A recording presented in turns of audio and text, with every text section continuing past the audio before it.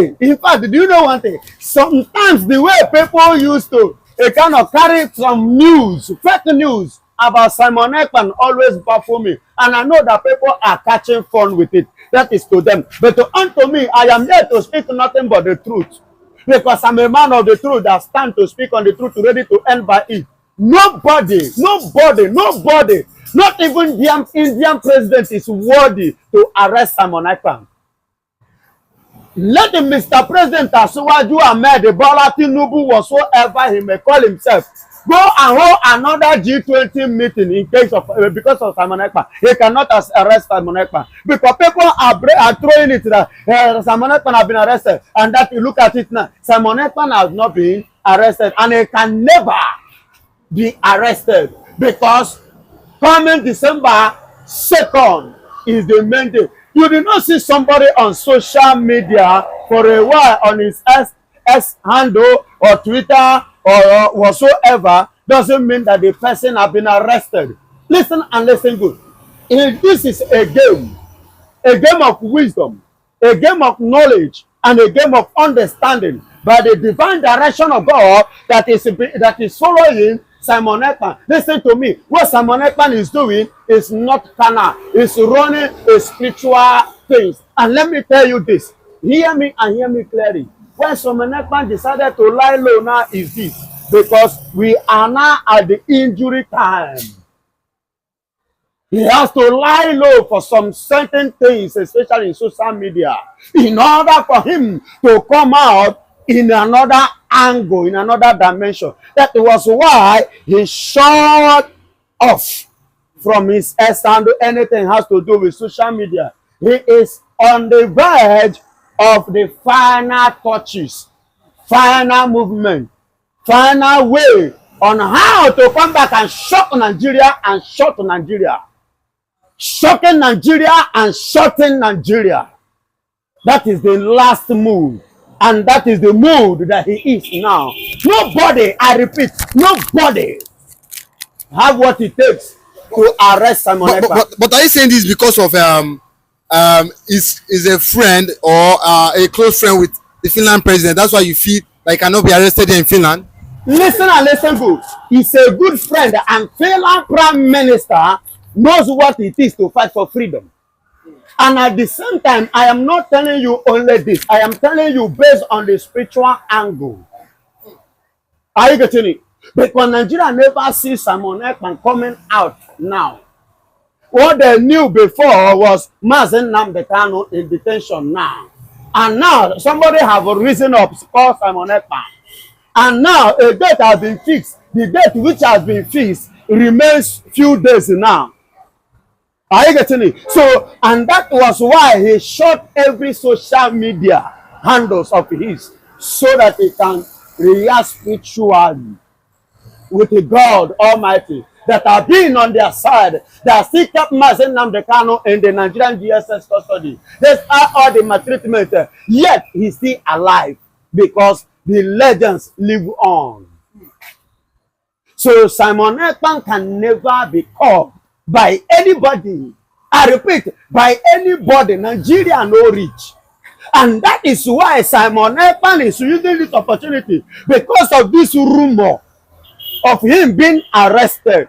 He now used the opportunity to invite the House of Rep. And he even promised to pay their fee, their fare. And he promised as well to the third man of the country to come and from the House of Senate, Ekpa himself, to be a living witness of Finland declaration of Biafra. But do you think Ekpa will go to such a gathering or the House of Reps? Do you think that they want to come or gather or go to that the Biafra convention there in Finland? Do you think that even though Ekpa is even offering even to even pay their flight fee, the hotel accommodation and lot more, do you think that they will want to do such a thing? Listen and listen good. They may not want.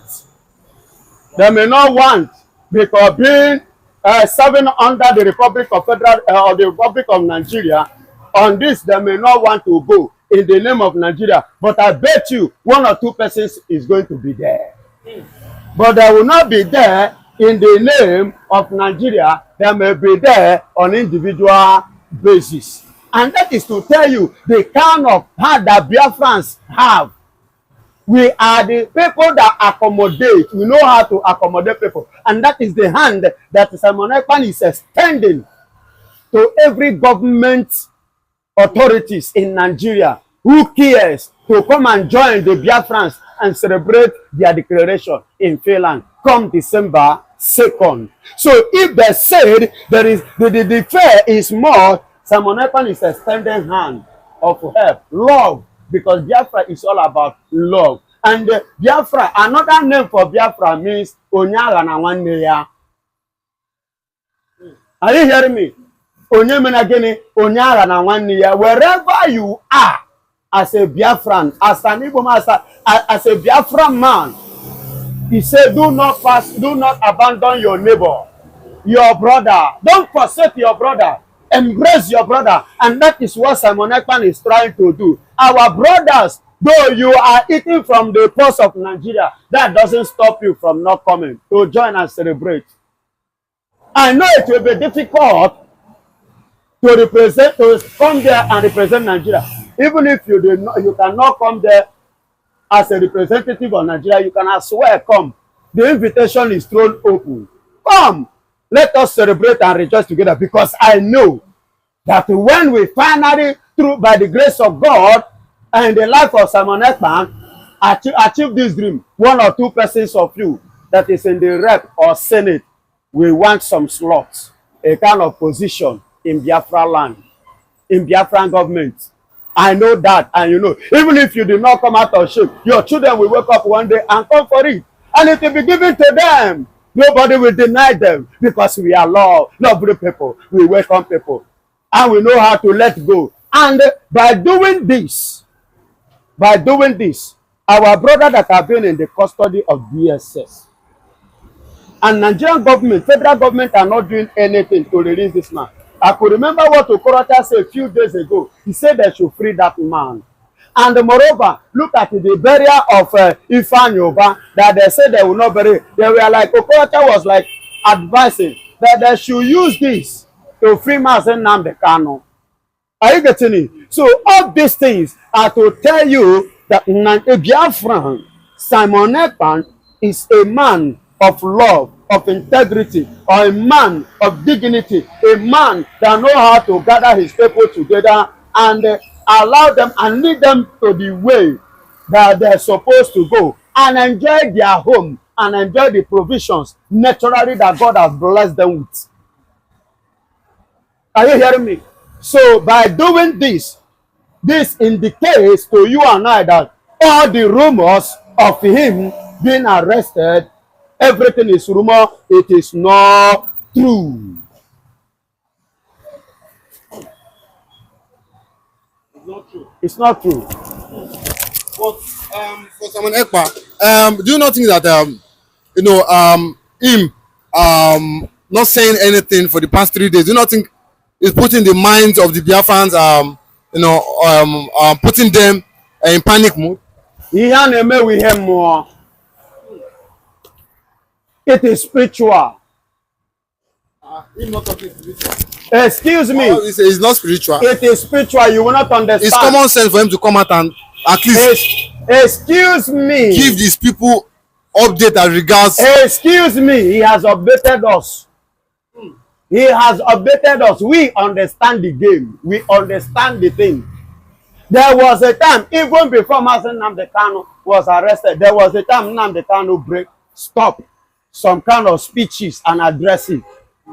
Are you getting it? For some time before he continued, before he was arrested. If you don't know, I want you to know this. This is spiritual. That period was the period he went on his final discussion with his maker. You know, God will send nnamdikanu. And that is why nothing happened to him and nothing will happen to him, even in DSS. He will be alive to lift that flag. To hold it like this, the whole world will see him and witness it. And all of us will rejoice with him. It is not an easy thing.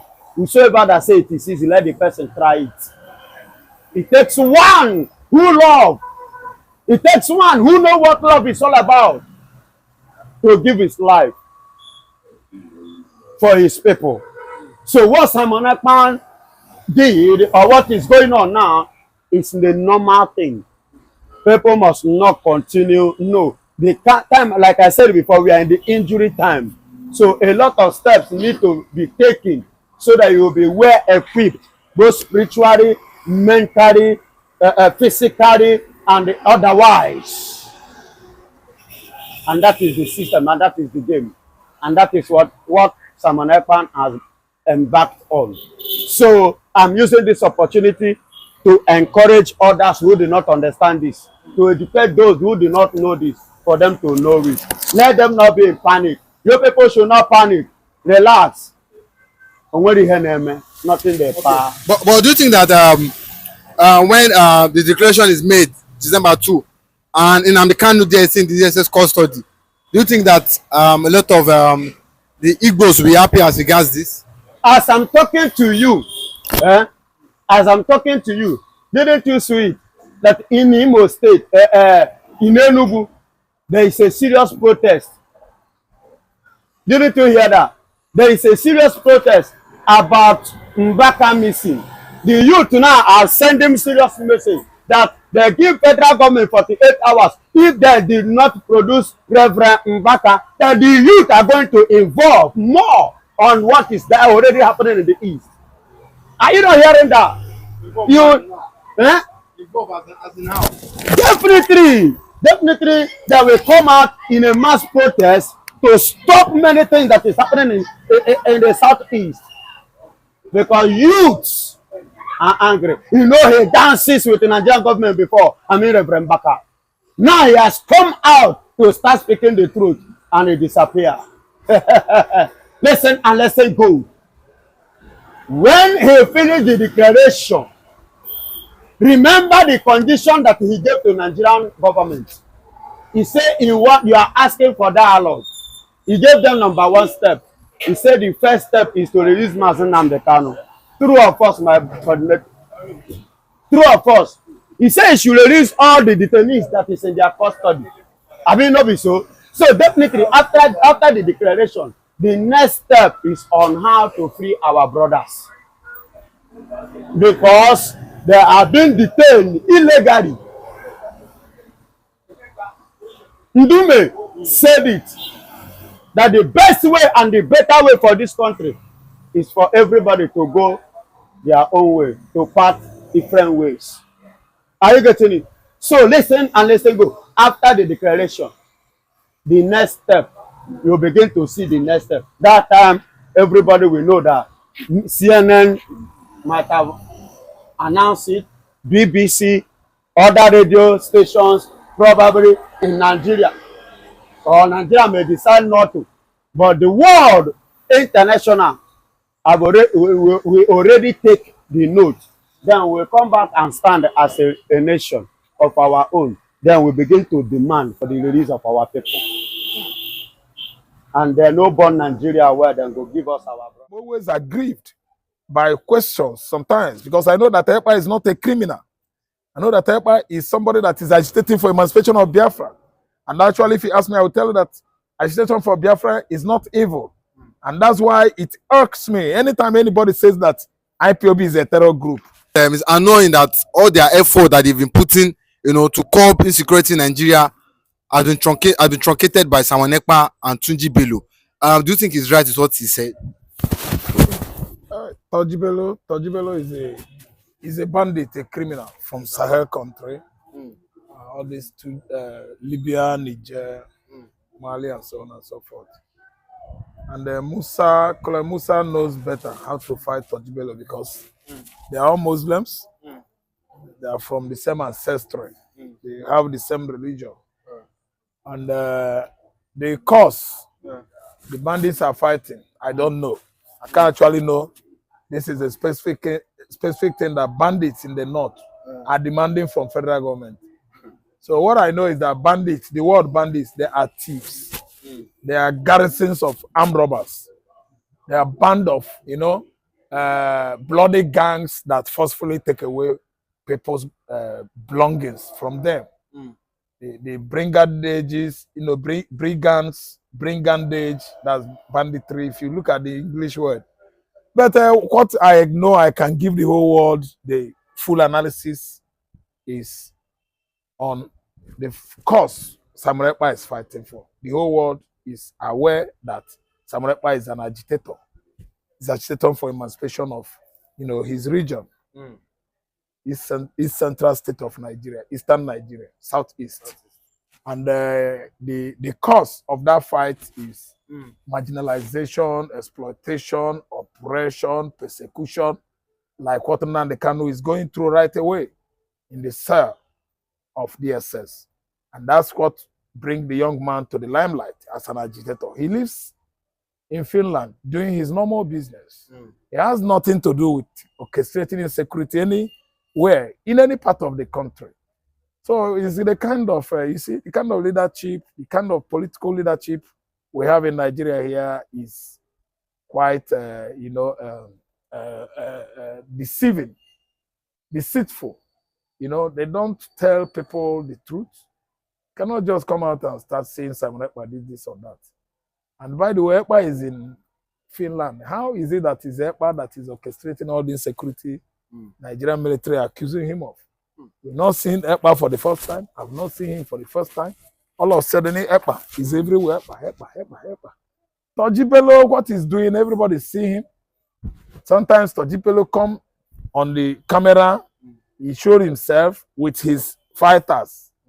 Sometimes he goes into hiding, sometimes he comes to the town to celebrate. We know the other time when bandits were celebrating one of the religious festivals in the north, they were celebrating him. The other time we saw when they were even enlisting the youths of that region into that platform, banditry. I don't know why Nigeria is just like this. Nigeria is confused for themselves, by themselves. They are confusing themselves. You are saying that Ekpa is doing this, Ekpa is doing that. Where is Ekpa? Have you seen him before? But this is somebody you've seen. Okada, they go on Okada with all manners of ammunition. They disallow Nigerian soldier one-on-one. This man is living in Finland. Why must you not differentiate between Ekpa and Ekpa? Differentiate between, what am I going to use as example now? You know, you must differentiate the two. They have much distinction, serious distinction between two of them. You can't say Ekpa, it can be, you'll be talking about Toji Bello. Toji Bello is a murderer now. I don't know whether he's basing his perpetration on, you know, religious division or religious cause. I don't know. So, you know, it pains me sometimes if people are asking me questions to analyze, you know, it pains me. I'm always aggrieved by questions sometimes because I know that Ekpa is not a criminal. I know that Ekpa is somebody that is agitating for emancipation of Biafra. And actually, if you ask me, I will tell you that agitation for Biafra is not evil. And that's why it irks me anytime anybody says that IPOB is a terror group, while court has proscribed them. I will speak on your face and tell you that you and your kinsmen are terrorists, not IPOB. Indigenous people of Biafra consult every Igbo man. So that's why I'm laughing at all these politicians in the Southeast because they are benefiting from Nigerian politics. They don't want to do the needful. They always turn their back on justice. They will start lying, telling lies, killing themselves, fighting among their political opponents, inviting all manners of vigilante group in Igbo land to fight themselves. Sometimes they end up killing innocent people. So all I know is that Samuel Ekpa is an Igbo man, seriously agitating for Biafra and the nnamdikanu's release. So, Toji, what do you call that his name? Chief of Defense Staff, Abi? Mr. Colonel Musa. Oh. Colonel Musa, listen good. I don't know from the angles where you are coming from.